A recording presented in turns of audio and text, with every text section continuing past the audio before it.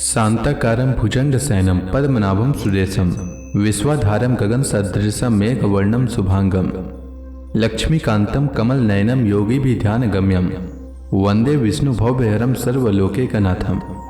मंगलम भगवान विष्णु मंगलम गरुड़ध्वज मंगलम पुंडरीकाक्ष मंगलाय तनोहरि। ओम नमो भगवते वासुदेवाय। आज का दिन आप सभी के लिए मंगलमय हो। सावन महीने में प्रतिदिन श्रीमद् भागवत महापुराण की कथा का श्रवण करने से जीवन में होने वाली अज्ञान व पाप कर्मों से छुटकारा मिलता है, साथ ही 1000 गोदान के बराबर पुण्य की प्राप्ति होती है।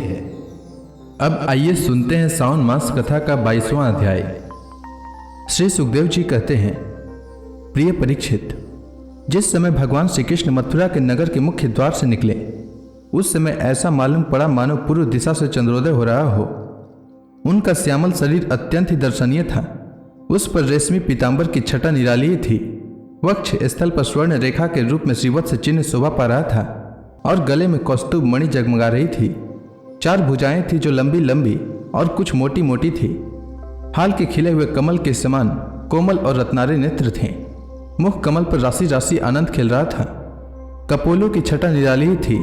मंद मंद मुस्कान देखने वालों का मन चुरा लेती थी। कानों में मकरा कीर्ति कुंडल झिलमिल झिलमिल झलक रहे थे। उन्हें देखकर काल यवन ने निश्चय किया कि यही पुरुष वासुदेव है, क्योंकि नारद जी ने जो जो लक्षण बतलाए थे, वक्ष स्थल पर शिवत्स का चिन्ह, 4 भुजाएं, कमल के से नेत्र, गले में वनमाला और सुंदरता की सीमा, वे सब इसमें मिल रहे हैं। इसलिए यह कोई दूसरा नहीं हो सकता। इस समय यह बिना किसी अस्त्र शस्त्र के पैदल ही इस ओर चला रहा है, इसलिए मैं भी इसके साथ बिना अस्त्र शस्त्र के ही लड़ूंगा।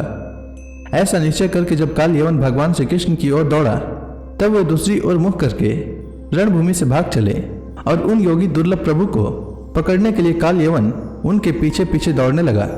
रणछोड़ भगवान लीला करते हुए भाग रहे थे। काल यवन पग पग पर यही समझता था कि अब पकड़ लूंगा। इस प्रकार भगवान उसे बहुत दूर एक पहाड़ी की गुफा में ले गए।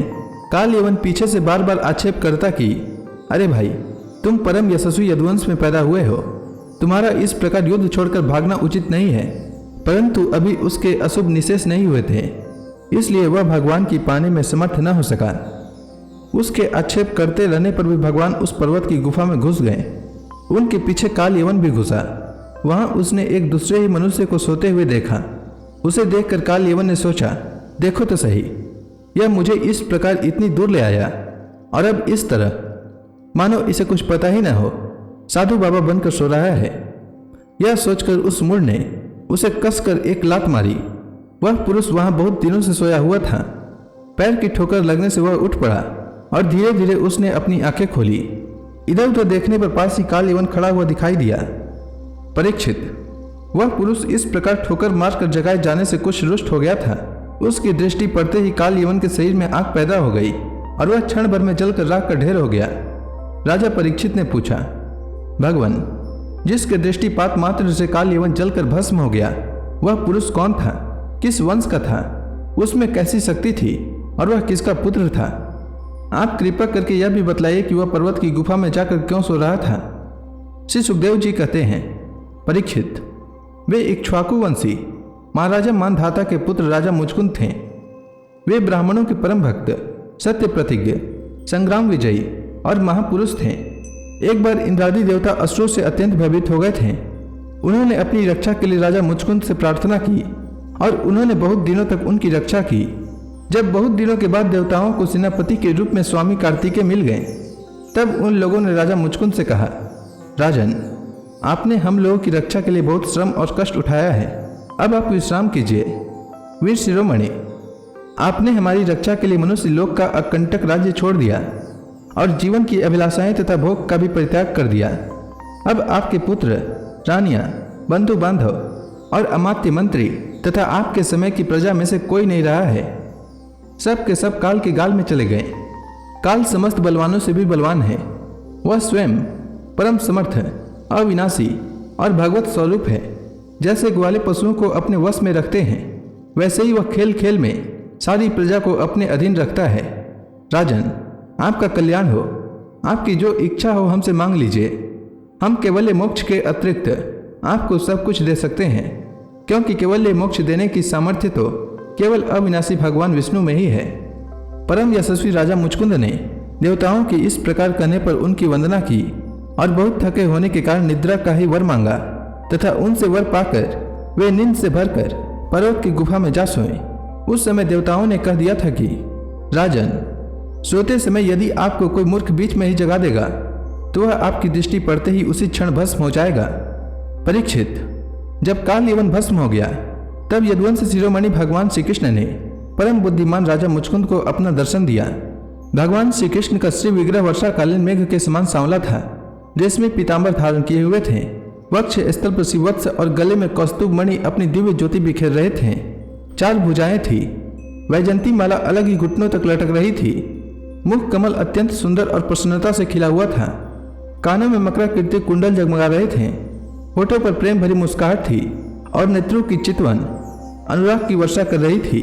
अत्यंत दर्शनीय दारुण अवस्था और मतवाले सिंह के समान निर्भीक चाल। राजा मुचकुंद यद्यपि बड़े बुद्धिमान और धीर पुरुष थे, फिर भी भगवान की यह दिव्य ज्योतिर्मय मूर्ति देखकर कुछ चकित हो गए। उनके तेज से हत प्रभित होकर सकपका गए। भगवान अपने तेज से दुर्धर्ष जान पड़ते थे। राजा ने तनिक संकित होकर पूछा। राजा मुचकुंद ने कहा, आप कौन हैं? इस कांटों से भरे हुए घोर जंगल में आप कमल के समान कोमल चरणों से क्यों विचर रहे हैं? और इस पर्वत की गुफा में ही पधारने का क्या प्रयोजन है? क्या आप समस्त तेजस्वियों के मूर्तिमान तेज अथवा भगवान अग्निदेव तो नहीं हैं? क्या आप सूर्य, चंद्रमा, देवराज इंद्र या कोई दूसरे लोकपाल हैं? मैं तो ऐसा समझता हूँ कि आप देवताओं के आराध्य देव ब्रह्मा, विष्णु तथा शंकर, इन तीनों में से पुरुषोत्तम भगवान नारायण ही हैं। क्योंकि जैसे श्रेष्ठ दीपक अंधेरे को दूर कर देता है, वैसे ही आप अपनी अंग कांति से इस गुफा का अंधेरा भगा रहे हैं। पुरुष श्रेष्ठ, यदि आपको रुचे तो हमें अपना जन्म, कर्म और गोत्र बतलाइए, क्योंकि हम सच्चे हृदय से उसे सुनने के इच्छुक हैं। और पुरुषोत्तम, यदि आप हमारे बारे में पूछें तो हम इक्ष्वाकु वंशी क्षत्रिय हैं। मेरा नाम है मुचकुंद और प्रभु, मैं योनाश्व नंदन महाराज मानधाता का पुत्र हूँ। बहुत दिनों तक जागते रहने के कारण मैं थक गया था। निद्रा ने मेरी समस्त इंद्रियों की शक्ति छीन ली थी, उन्हें बेकाम कर दिया था। इसी से मैं इस निर्जन स्थान में सो रहा था। अभी अभी किसी ने मुझे जगा दिया। अवश्य उसके पापों ने ही उसे जलाकर भस्म कर दिया है। इसके बाद शत्रुओं के नाश करने वाले परम सुंदर आपने मुझे दर्शन दिया। महाभाग, आप समस्त प्राणियों के माननीय हैं। आपके परम दिव्य और असहाय तेज से मेरी शक्ति खो गई है। मैं आपको बहुत देर तक देख भी नहीं सकता। जब राजा मुचकुंद ने इस प्रकार कहा, तब समस्त प्राणियों के जीवन दाता भगवान श्री कृष्ण ने हंसते हुए मेघ ध्वनि के समान गंभीर वाणी से कहा। भगवान श्री कृष्ण ने कहा, प्रिय मुचकुंद, मेरे हजारों जन्म, कर्म और नाम हैं। वे अनंत हैं, इसलिए मैं भी उनकी गिनती करके नहीं बतला सकता। यह संभव है कि कोई पुरुष अपने अनेक जन्मों में पृथ्वी के छोटे छोटे धूल कणों की गिनती कर डाले, परंतु मेरे जन्म, गुण, कर्म और नामों को कोई कभी किसी प्रकार नहीं गिन सकता। राजन, सनक सनंद आदि परमर्षि गण मेरे त्रिकाल सिद्ध जन्म और कर्मों का वर्णन करते रहते हैं, परंतु कभी उनका पार नहीं पाते। प्रिय मुचकुंद, ऐसा होने पर भी मैं अपने वर्तमान जन्म, कर्म और नामों का वर्णन करता हूँ। सुनो। पहले ब्रह्मा जी ने मुझसे धर्म की रक्षा और पृथ्वी के भार बने हुए असुरों का संहार करने के लिए प्रार्थना की थी। उन्हीं की प्रार्थना से मैंने यदुवंश में वसुदेव जी के यहाँ अवतार ग्रहण किया है। अब मैं वसुदेव जी का पुत्र हूँ, इसलिए लोग मुझे वासुदेव कहते हैं। अब तक मैंने काल नेमी असुर का, जो कंस के रूप में पैदा हुआ था, तथा प्रलंब आदि अनेकों साधुद्रोही असुरों का संहार कर चुका हूँ। राजन, यह काल यवन था, जो मेरी ही प्रेरणा से तुम्हारी तीक्ष्ण दृष्टि पड़ते ही भस्म हो गया। वही मैं तुम पर कृपा करने के लिए ही इस गुफा में आया हूँ। तुमने पहले मेरी बहुत आराधना की है और मैं हूँ भक्त वत्सल, इसलिए राजन से तुम्हारी जो अभिलाषा हो मुझसे मांग लो। मैं तुम्हारी सारी लालसा अभिलाषाएं पूर्ण कर दूंगा। जो पुरुष मेरी शरण में आ जाता है, उसके लिए फिर ऐसी कोई वस्तु नहीं रह जाती जिसके लिए वह शोक करे। श्री सुखदेव जी कहते हैं, जब भगवान श्री कृष्ण ने इस प्रकार कहा, तब राजा मुचकुंद को वृद्ध गर्ग का यह कथन याद आ गया कि यदुवंश में भगवान अवतीर्ण होने वाले हैं। वे जान गए कि यह स्वयं भगवान नारायण हैं। आनंद से भरकर उन्होंने भगवान के चरणों में प्रणाम किया और इस प्रकार स्तुति की। मुचकुंद ने कहा, प्रभु, जगत के सभी प्राणी आपकी माया से अत्यंत मोहित हो रहे हैं। वे आपसे विमुख होकर अनर्थ में ही फंसे रहते हैं और आपका भजन नहीं करते। वे सुख के लिए घर गृहस्थी के उन झंझटों में फंस जाते हैं जो सारे दुखों के मूल स्रोत हैं। इस तरह स्त्री और पुरुष सभी ठगे जा रहे हैं इस पाप रूप संसार से सर्वथा रहित प्रभु। यह भूमि अत्यंत पवित्र कर्म भूमि है। इसमें मनुष्य का जन्म होना अत्यंत दुर्लभ है। मनुष्य जीवन इतना पूर्ण है कि उसमें भजन के लिए कोई भी असुविधा नहीं है। अपने परम सौभाग्य और भगवान की अहेतुक कृपा से उसे अनायास ही प्राप्त करके भी जो अपनी मति गति असत संसार में ही लगा देते हैं और तुच्छ विषय सुख के लिए ही सारा प्रयत्न करते हुए घर गृहस्थी के अंधेरे कुएं में पड़े रहते हैं, भगवान के चरण कमलों की उपासना नहीं करते, भजन नहीं करते। वे तो ठीक उस पशु के समान हैं जो तुच्छ तृण के लोभ में अंधेरे कुएं में गिर जाता है। भगवान, मैं राजा था।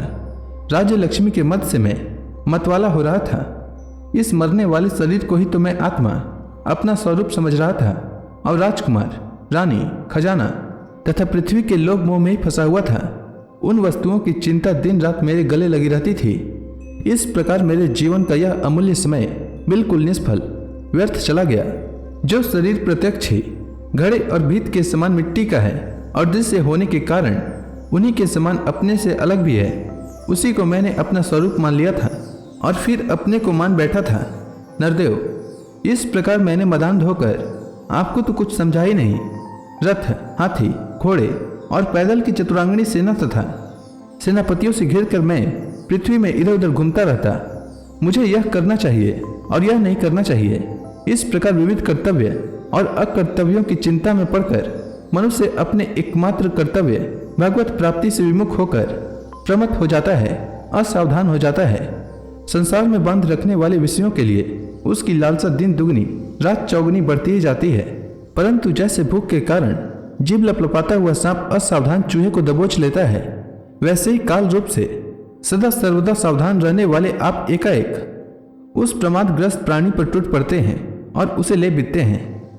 जो पहले सोने के रथों पर अथवा बड़े बड़े गजराजों पर चढ़कर चलता था और नरदेव कहलाता था, वही शरीर आपके अबाध काल का ग्रास बनकर बाहर फेंक देने पर पक्षियों की विष्ठा, धरती में गाड़ देने पर सड़कर कीड़ा और आग में जला देने पर राख का ढेर बन जाता है।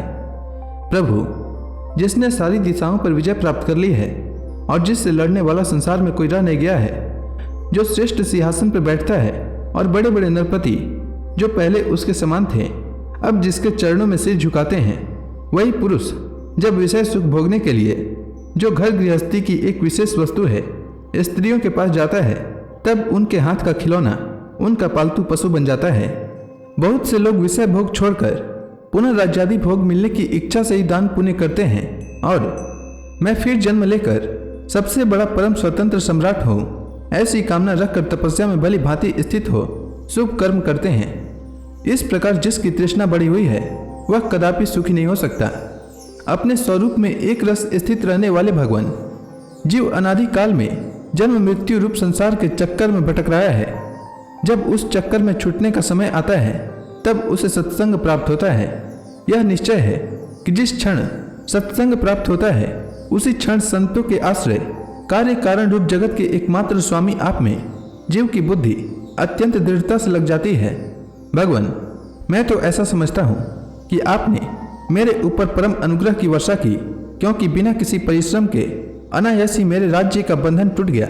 साधु स्वभाव के चक्रवर्ती राजा भी जब अपना राज्य छोड़कर एकांत में भजन साधन करने के उद्देश्य से वन में जाना चाहते हैं, तब उसके ममता बंधन से मुक्त होने के लिए बड़े प्रेम से आपसे प्रार्थना किया करते हैं। अंतर्यामी प्रभु, आपसे क्या छिपा है? मैं आपके चरणों की सेवा के अतिरिक्त और कोई भी वर नहीं चाहता, क्योंकि जिनके पास किसी प्रकार का संग्रह परिग्रह नहीं है अथवा जो उसके अभिमान से रहित हैं, वे लोग भी केवल उसी के लिए प्रार्थना करते रहते हैं। भगवान, भला बतलाइए तो सही, मोक्ष देने वाले आपकी आराधना करके ऐसा कौन श्रेष्ठ पुरुष होगा जो अपने को बांधने वाले सांसारिक विषयों का वर मांगे? इसलिए प्रभु, मैं सत्वगुण, रजोगुण और तमोगुण से संबंध रखने वाली समस्त कामनाओं को छोड़कर केवल माया के लेस मात्र संबंध से रहित, गुणातीत, एक अद्वितीय चित्त स्वरूप परम पुरुष आपकी शरण ग्रहण करता हूँ। भगवान, मैं अनादिकाल से अपने कर्म फलों को भोगते भोगते अत्यंत आर्त हो रहा हूँ। उनकी दुखद ज्वाला रात दिन मुझे जलाती रहती है। मेरे 6 शत्रु, 5 इंद्रिय और 1 मन कभी शांत न होते हैं। उनकी विषयों की प्यास बढ़ती ही जा रही है। कभी किसी प्रकार एक क्षण के लिए भी मुझे शांति न मिली। शरणदाता, अब मैं आपके भय, मृत्यु और शोक से रहित चरण कमलों की शरण में आया हूँ। सारे जगत के एकमात्र स्वामी परमात्मन, आप मुझ शरणागत की रक्षा कीजिए। भगवान श्री कृष्ण ने कहा, सार्वभौम राजा, तुम्हारी मति, तुम्हारा निश्चय बड़ा ही पवित्र और ऊंची कोटि का है। यद्यपि मैंने तुम्हें बार बार वर देने का प्रलोभन दिया, फिर भी तुम्हारी बुद्धि कामनाओं के अधीन न हुई। मैंने तुम्हें जो वर देने का प्रलोभन दिया वह केवल तुम्हारी सावधानी की परीक्षा के लिए। मेरे जो अनन्य भक्त होते हैं उनकी बुद्धि कभी कामनाओं से इधर उधर नहीं भटकती। जो लोग मेरे भक्त नहीं होते वे चाहे प्राणायाम आदि के द्वारा अपने मन को वश में करने का कितना ही प्रयत्न क्यों न करें, उनकी वासनाएं क्षीण नहीं होती। और राजन, उनका मन फिर से विषयों के लिए मचल पड़ता है। तुम अपने मन और सारे मनोभावों को मुझे समर्पित कर दो, मुझ में लगा दो और फिर स्वच्छंद रूप से पृथ्वी पर विचरण करो। मुझ में तुम्हारी विषय वासना सुने निर्मल भक्ति सदा बनी रहेगी। तुमने क्षत्रिय धर्म का आचरण करते हुए शिकार आदि के अवसरों पर बहुत से पशुओं का वध किया है।